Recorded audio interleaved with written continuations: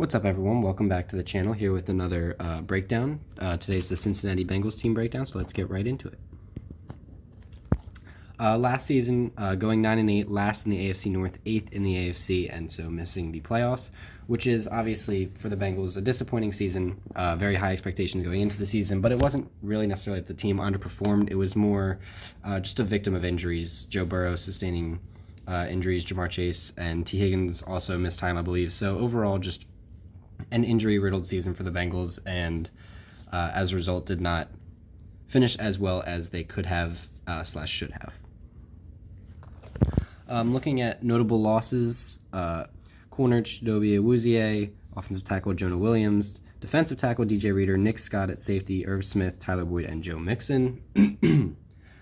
Overall, nothing too huge. Joe Mixon definitely played a key role in the offense last season, but getting older and running back, not the most valuable position, so not a huge loss. The loss of Awuzie and Reader could be felt on that defense, but I think, as we'll see in a bit, they did address that, as well as losing Jonah Williams. I'm not too concerned about the Nick Scott, Irv Smith, or Tyler Boyd loss. Just overall, I feel like they didn't lose too much.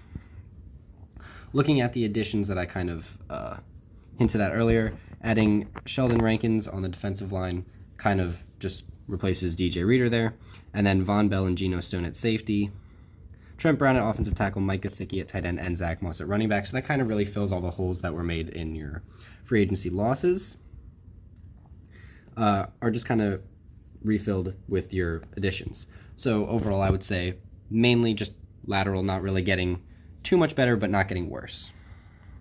On top of that, looking at the draft class, highlighted at the top by offensive tackle Amarius Mims and defensive tackle Chris Jenkins, so building through the trenches on both sides of the ball, improving both their lines, which I think is a very strong way to build a team.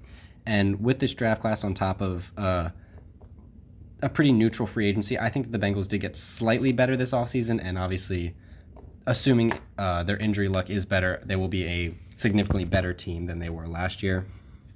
You also get depth receiver, nose tackle, tight end, defensive back, another tight end, another defensive lineman, and then a defensive back and center down the board. Mostly just depth pieces, but at the top, building in the trenches, I definitely like it for the Bengals.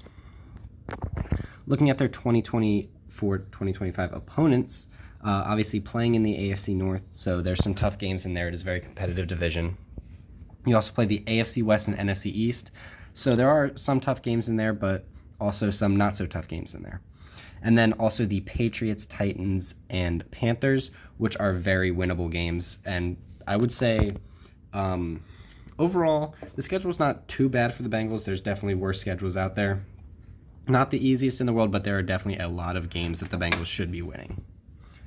Looking at a ceiling, I have them at 13-4. In this scenario, I have them winning all of their home games, which is splitting all their divisional opponents, which I think in the AFC North, I think they'll probably all split each other. They're all just really close, so it's kind of hard to predict anything other than that.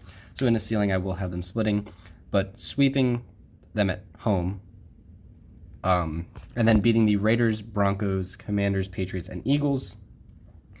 And then away, losing your 3 divisional games, and then only losing to the Chiefs, while also beating the Chargers, Giants, Cowboys, Titans, and Panthers. I think that in a ceiling scenario, you probably lose 1 game between the Eagles, Chiefs, and maybe Cowboys.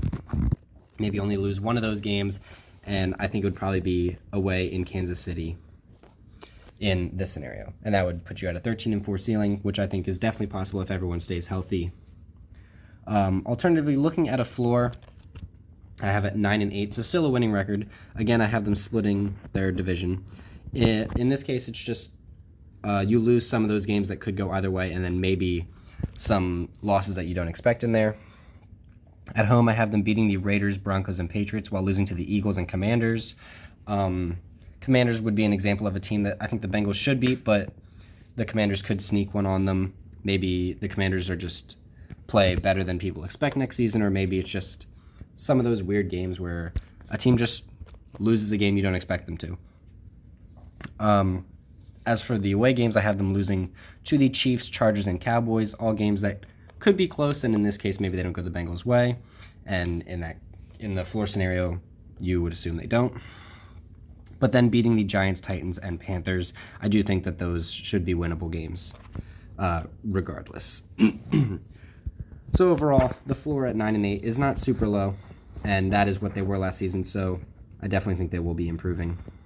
As for my prediction, I have it much closer to that ceiling at 12-5, splitting their divisional opponents and then losing to the Chiefs, and then I think they'll maybe have a fluke loss in there. It could be the Commanders. They could lose to the Eagles. They could lose to the Raiders. Could lose to the Chargers or Cowboys. It could go to any of these other teams. In this one scenario, I just put the Commanders, but it's more about the idea of maybe they'll lose another game in there somewhere. But I do think that the Bengals are going to be much improved this season. I do expect them to win their division over the Ravens. I think that if everyone stays healthy, the Bengals are just a more complete team with a slightly easier schedule.